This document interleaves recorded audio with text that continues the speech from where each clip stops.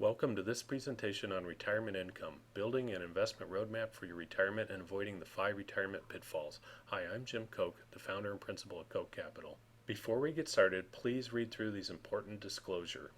I'm going to be showing you a lot of hypothetical data, both financial and investment oriented.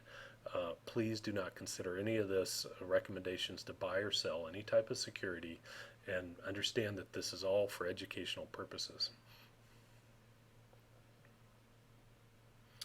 Okay, so for this presentation, we're going to build a retirement planning framework from scratch. And along the way, we're going to discuss some of the major retirement planning pitfalls that all retirees face. I like to use interactive visual tools to show various concepts, and because of that, it tends to have a lot of audience participation. Given this is a video, obviously we're not going to have any audience participation. Normally this talk lasts about an hour. I'm going to try to get through it in a half an hour. Because of that, please bring up the slide deck so you can follow along with the video. It'll help you in terms of if I'm going too fast to look back at a particular concept. So let's go do it.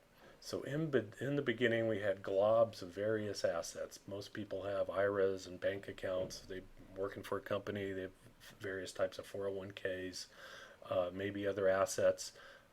Most people have a certain amount of Social Security coming their way. They've heard of terms like required minimum distribution. They know that's associated somewhere on the income side, but we also then again have these saving assets that we're trying to build up to use for retirement. And the question we're really trying to answer here is then, how do you take your savings and optimally convert them to income to last, your entire life? So this is the issue we'll be discussing in this presentation. So let's go ahead and start with our first pitfall. Low savings rate, or you can also think of it as you desire to spend too much in retirement. But let's go, and we're going to use a little tool here. I'm going to get live, and let me bring that up and we'll return back. Okay, so this is a little retirement calculator tool. It's purely for educational purposes, but the example I wanted to show you here is, say for example, if we start with $100,000. And this is why we're going to demonstrate here why savings is so important. And say you're building up for your retirement here over a 20-year period. Say we can get about, let's just make this an even 8% so I can make these numbers. This is an average, or an arithmetic return average. This is the volatility, how much the return fluctuate, and that actually gives us a geometric return, and that's what we're using in this calculation. So over 20 years, if we can get this kind of average return with this much volatility, we can get a terminal value here of close to, actually let me bring this down one so we just see the upside. So I'm just trying to get it close to 400,000 with this. So keep that value in mind. So now let's see what happens. This was 20 years with no contributions or additional savings. Let's say if we save an extra 10,000 a year, we almost doubled it. We literally went from about 400,000 close to about 800,000. And this is the terminal value, which is going to be a little over 800,000 on the 21st year when you draw it all down. But so here, let's look again at the difference. If it's zero, we have this. We can put away $10,000 a year. Even that little man over 20 years really makes a big difference in how much we can put away and save. So now let's just ask ourselves, what's the equivalent return and volatility we would need to have to get to this much if we didn't do the $10,000 annual contribution? And I've already ran this ahead of time, so I'm going to plug the numbers in here quickly. It turns out you need about 12.5% on average per year for 20 years, and I think I was using a volatility here which is somewhere in the ballpark of about 16.5%. So that got us pretty close to this, again, this 800K number, or the terminal value that's a little bit bigger than that because we have an extra year. So that's pretty remarkable. You're getting almost, you're going from 8%. That extra $10,000 a year was worth about 4.5% extra return. And again, the values we're looking at here are nominal. They're gross. They don't include taxes. They don't. Um, uh, they're just kind of what you see is what you get. But that's a big difference. So even making regular contributions for a 20-year period of on the of that amount we're using 10,000 uh, makes it a lot easier to almost double the amount of savings we wanted, in lieu of not saving anything and having to make this extra return. This would be a difficult return to make consistently for 20 years. Okay, I'm switching back to the presentation. So with our framework in progress, let's think about one of the first things we can do now that we've seen a little bit of savings is for example, there's two items that would be helpful to have, or let's formalize a bit. One is Social Security. We know that there's going to be some level of that that you will be potentially using in retirement. And we can definitely consider that an income item, so I pulled it out of this cloud. The other item that is just a kind of common sense necessity is a little bit of a cash reserve. Everybody has some type of working capital accounts that we receive money into, we write checks out of, and that's handy to have, just to be able to operate the household. And we're going to use it for some talk a little bit about it more formally here in a second. But those are the two items that we're going to start with in our framework. Okay, so let's show you a little bit more how the cash reserve can be used by discussing our second pitfall, volatility of returns. Okay, I'm going to use two tools here to demonstrate this, so bear with me. I'm going to switch over to the tools so we can see them in action. So this is a little tool that demonstrates the effects of volatility, and so we just have another hypothetical portfolio here starting at $500,000. And we're just saying, what if we could get 10.9% compounding annually, no variation? Then you get this, annuity type line that starts at 500,000 and in 20 years ends at 400 million. Sorry, 4 million. So be a great return to get, especially if there was no variation in the returns. But in the stock and bond world, we have volatility. And I'm going to click this. And what this is going to show with this type of portfolio, and it would probably have a little bit higher standard deviation than this, so I'm clicking it up probably closer to 15 here. And this is the whole issue with doing long-term planning with stocks and bond-based portfolios is you don't know over that 20-year period whether or not you're going to be, on this lower line and end up here after 20 years, or you're going to hit the home run and be on this top line.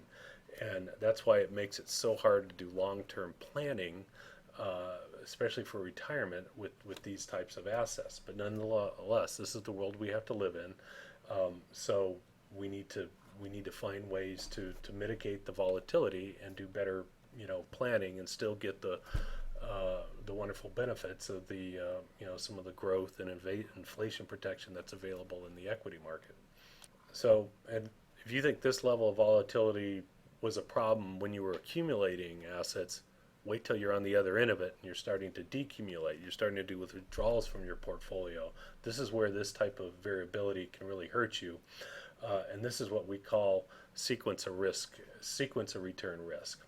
Okay, so I've switched back to the retirement calculator, and we're going to look at the other side of it, the withdrawal side of it. So let's say we did fine on the accumulation phase. We got to our target, roughly 800,000, and now we've decided that we want to do withdrawals for 25 years, and we'd like to get at least $61,000 a year. So with this calculator, I'm not including inflation bumps. It's just a straight equal amount each time out. So let's take a look at this example. So where sequence of risk, return risk comes in is, let's do a scenario here. So let's say in the first year of that we're withdrawing from this, and I'm going to pop this down one. So we're doing 25 years still in total. We want to take out that 61,747. And let's say that we actually have a pretty good year in the market, and we actually get better than what we're expecting, a long-term average of 7.4%, 10% volatility. That was kind of our long-term projection. But let's say we do better in the first year. We get a 12% turn. Here we were able to take out the 61,747 and actually bump up our balance a little bit. And that helped us, because then for the next 24 years we could take out even more than our 61,747. And again, here on the drawdown, keep in mind I've got pretty conservative estimates of actually 6.2% per year return. So that looks pretty good. The problem is say we get here in the second year.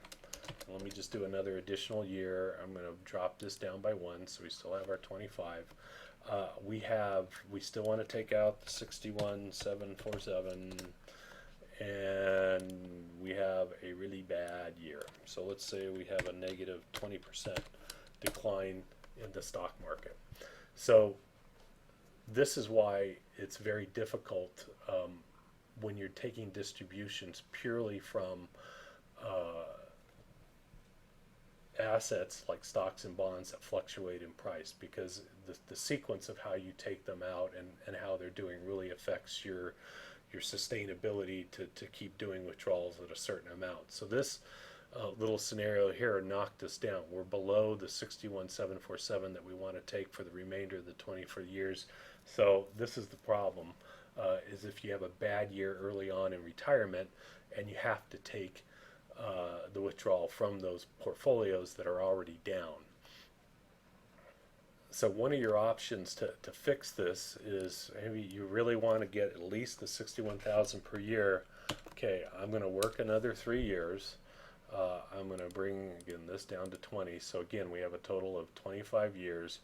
I want to still be able to get the 61,747 per year. And maybe you have another source that you can, I'm calling this the green contribution, but it really is, think of it as getting money from another source. But if but the other option is you are working an additional 3 years and really putting away this amount of money to use for distribution, or you just, again, using the 50,000 in lieu of all the 61,747. So you're effectively taking out the smaller difference. But you can see, even with putting that away, that just about gets us back to the remaining 20 years of being able to take out almost 60,000, not quite our 61. And you can see how this was reflected in here with the contributions in that. But again, it's never a good situation when you're dependent on these portfolios and you have a particularly bad year and you're in the middle of distributions. If you worked additional fourth year, then it makes everything fine in this example. So that's the danger of the sequence of return risk. Now let's talk a little bit about how you can fix that. I'm going back to the presentation. So the new concept here is the idea of a secure flooring, and that's what really helps us reduce the risk associated with the volatility returns and the sequence of return risk that we just demonstrated.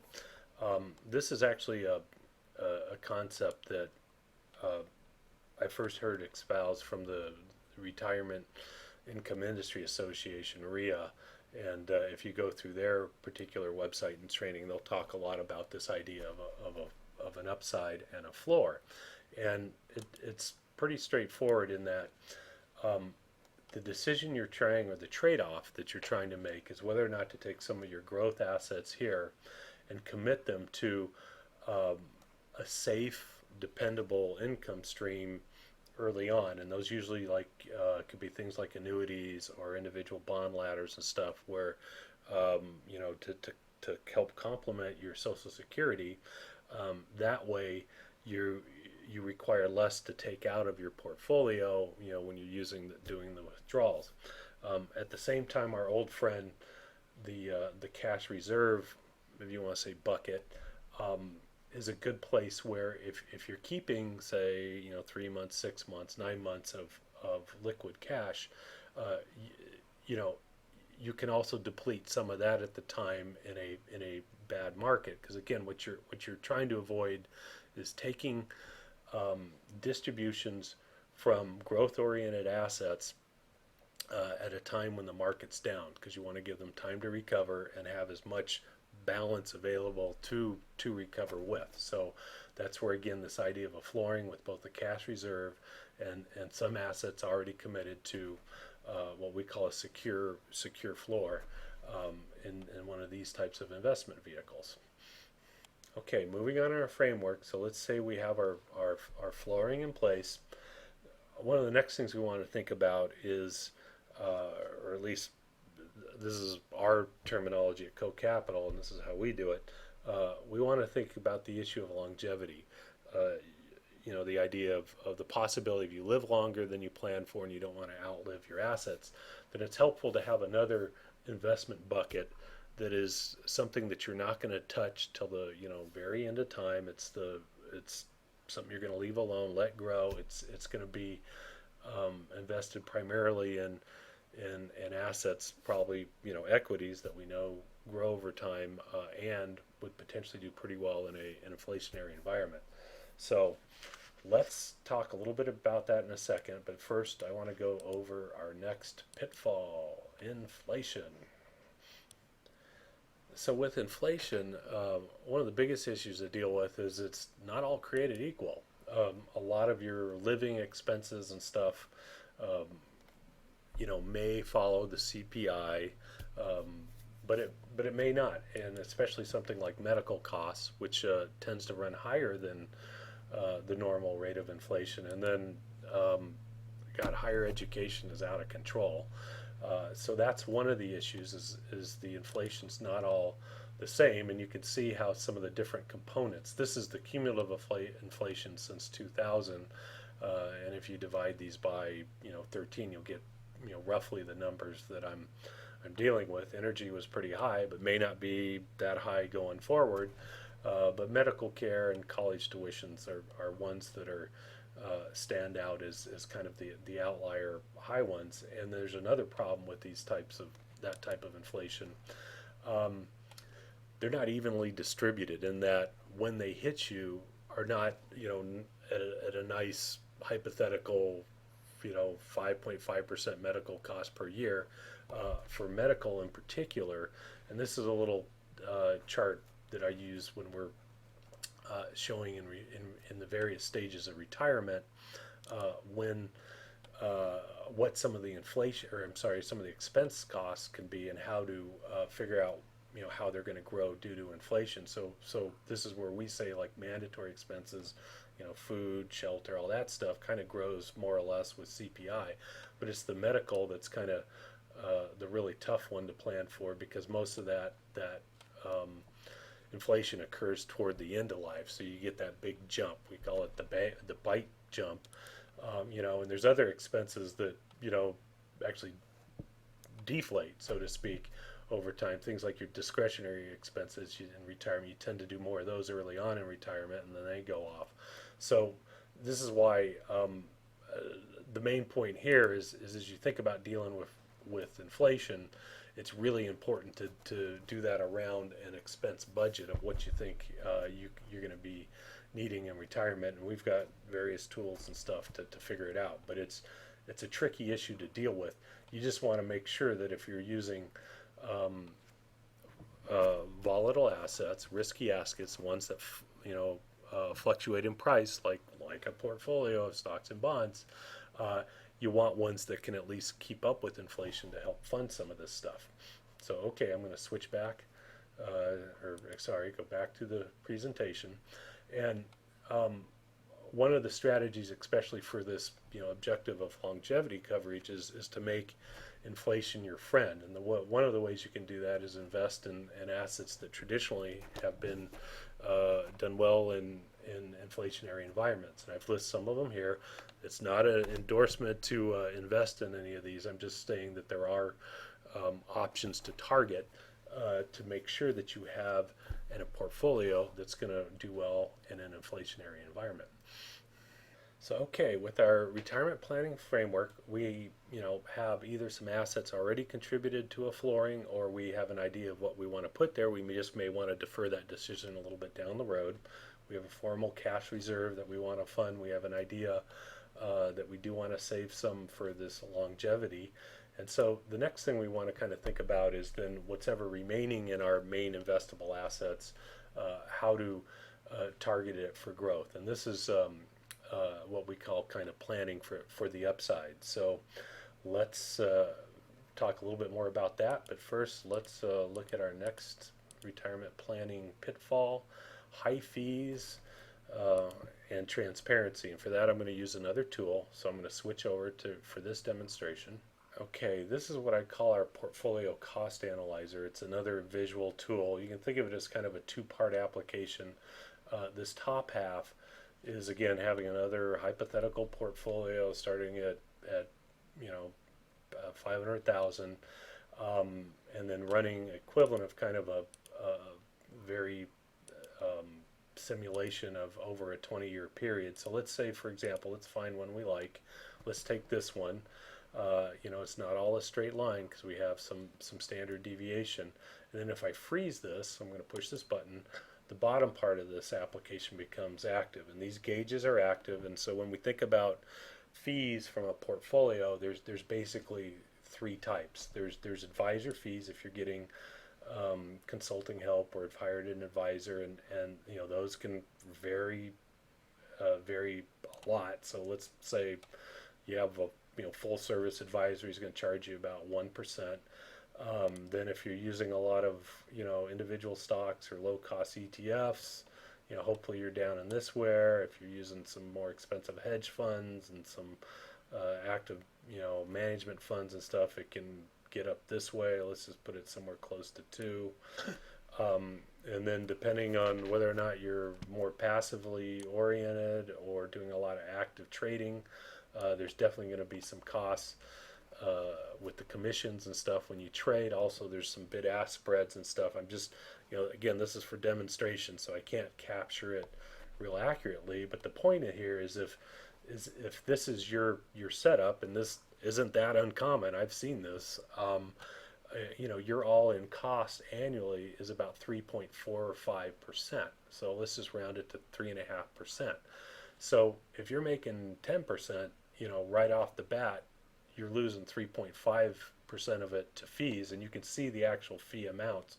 So in any given year, if you went up, let's say in year 10, I can't quite read what that amount is, but if I come down here, you're losing about, it looks like about 35,000 on a, I'm guessing this is about a million. I can't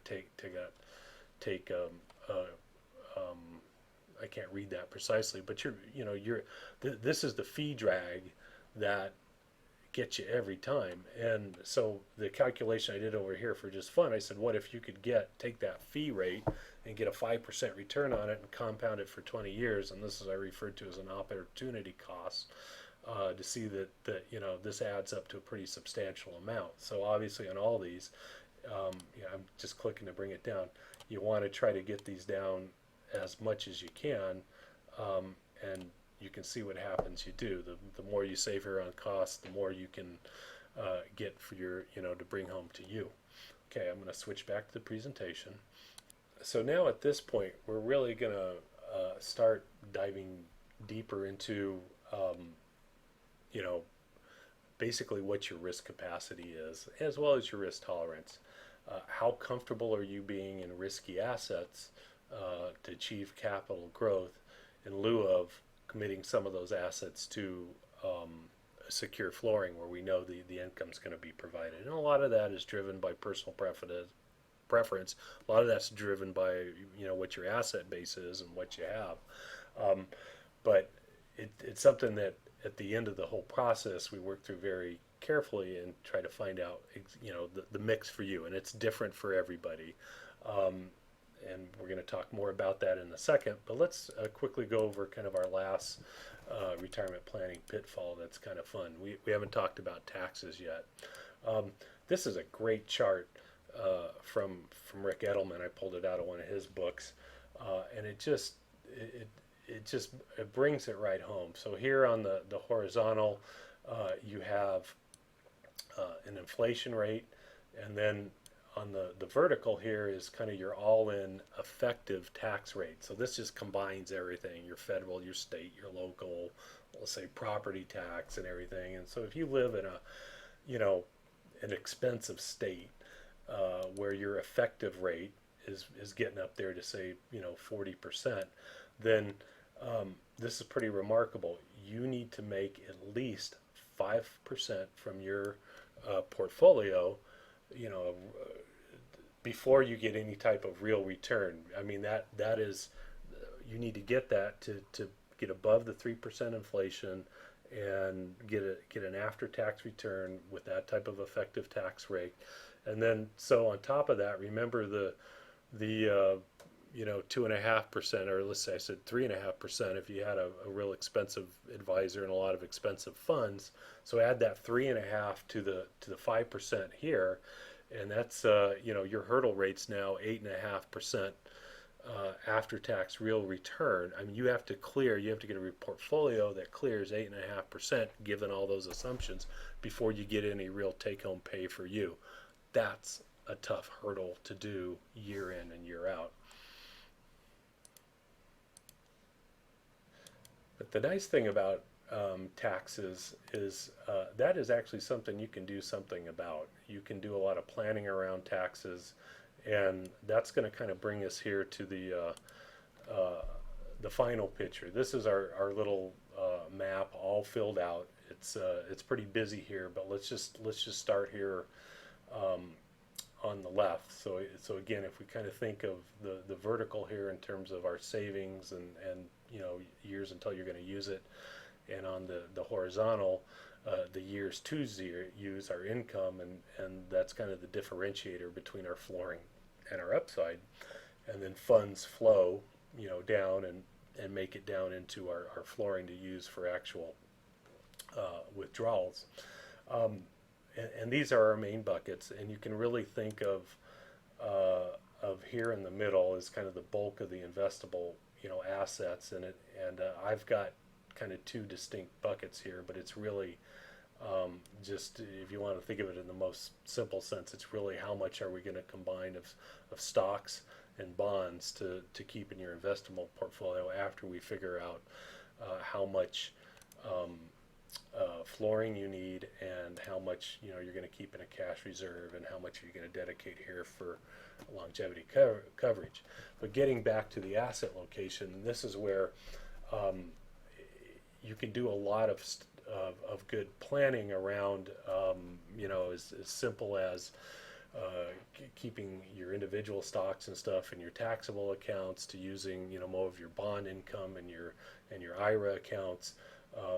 Boy, if you got a Roth or an HSA, those are great ones for your longevities, because you don't want to touch them for a long time, and when you do need to pull money out of them, it comes out tax-free. Also, there's a lot of annuity products that work well, especially in the longevity area.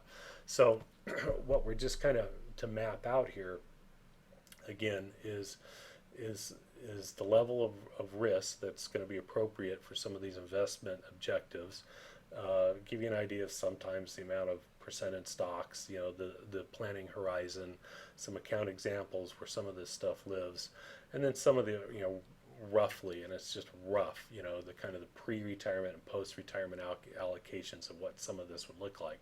So this is the entire framework, and basically you know, we customize it out for each client. They know where their accounts map into what objective, and we, you know, all work that out. So let's keep going. I want to show you another slide that helps kind of summarize the issues around sequence of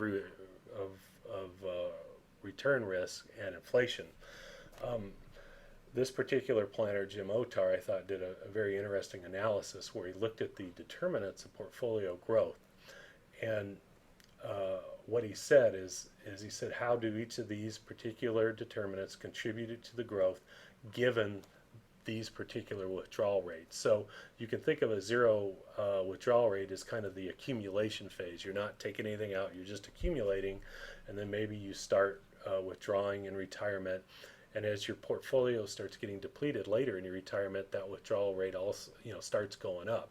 So what's interesting is you can see early on, um, sequence of volatility just is the one that affects you all throughout retirement. But here in the red, especially as you get later in retirement, it's hard to recover from inflation, which is why you definitely want to have some assets that are inflation friendly. Here's asset allocation, which is very important early on, but interesting as you get to a smaller portfolio, it's not as critical. Interestingly, neither is rebalancing frequency. And here's investment skill and portfolio costs. So they're important, and there's some stuff that you can definitely control. But this is just an interesting chart to think about, especially out here later in life, where this is taken over whatever about 70% of the affecting the determinants of growth. So that's the main takeaway there. So let's just wrap it up here. So if you're more concerned with inflation risk and you have the risk capacity to do this, it's fine. You may actually want to stay more invested in stocks and stuff as opposed to bonds and manage it. This is frankly how most people do it. But if you have sufficient assets and you don't like all the volatility, then you may want to skew these two buckets a little bit more toward safe fixed income as opposed to stocks. So again, it's a bit of a preference thing. The nice thing with retirement planning is there's usually always more than one way to get you to where you want to be, and it can hopefully in most cases come down to an issue of preference. So just to recap, plan for the pitfalls. These are the 5 pitfalls again, and I just want to leave you with a parting thought. Don't gamble with your retirement. This is probably the most common, let's say, form that I see most people when they come at least to our firm.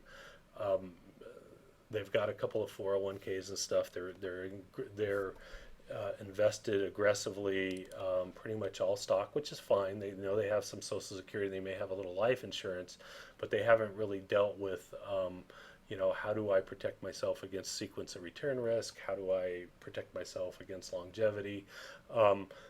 This may work fine for them. They may be able to withdraw from that, when they want and get by. But as you can see, there's risks that it may not work all the time, and that's why putting a little more, and this is my opinion, putting a little more structure on it and thinking about these things and planning them can go a long way to helping you have a smoother retirement. Okay. So if you found this interesting, here's some additional resources. I thought the folks at Russell did a great talk about investing for retirement. I think you'll find this article interesting. A lot of the talk here where I was referring back to Upside and Flooring is directly from the Retirement Income Industry Association, RIA, and their website has lots of good resources.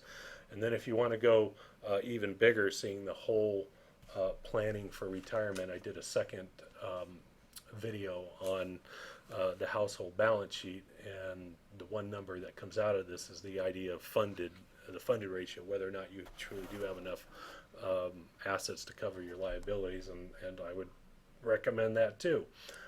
If you're interested, please, if you found this interesting, I'd love your feedback. If you're interested in getting more information about my services, please contact me. Here's all the different ways you can. I work both with individuals who are near or in retirement and they want a robust retirement plan. I also from time to time work with other advisors and stuff who want a specialist to work on retirement for their clients. So either way, and I hope you enjoyed the presentation, and thank you for your time.